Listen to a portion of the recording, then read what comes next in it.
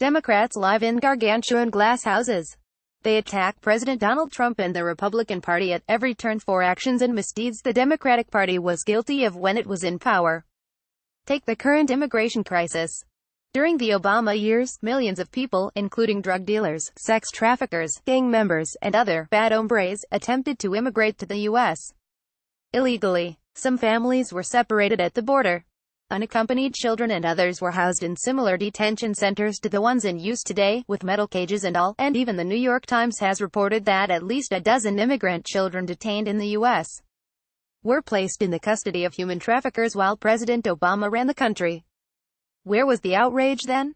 A simple search on Google Images will provide anti-Trump media pundits, liberal lawmakers and the hysterical resistance with scores of photos of undocumented immigrants, including children, sleeping on the floor with tinfoil blankets covering their bodies in metal cages. During the Obama years, many were eventually deported, earning Obama the moniker deportee-in-chief, not exactly welcoming treatment to undocumented immigrants, given how many were detained in subpar, if not dangerous, conditions and subsequently deported back to their countries of origin courtesy of Barack Obama, a politician Democrats enthusiastically re-elected in 2012.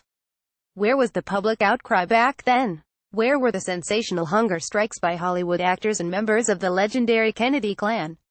The latter told People magazine this week that 50 of them, including Bobby Kennedy's widow, Ethel, are righteously refusing to eat until immigrant families who've crashed the U.S.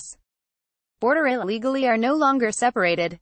Did they miss that President Trump signed an executive order barring families from being separated just last week?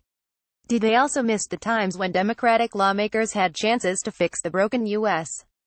immigration system but failed to do so? Of course not. But acknowledging those facts would extinguish liberals' ability to attack Trump and impugn his many supporters' character by calling millions of law-abiding, patriotic Americans every extreme, derogatory name in the book while they whip up their voter base so they can regain power in Washington come November.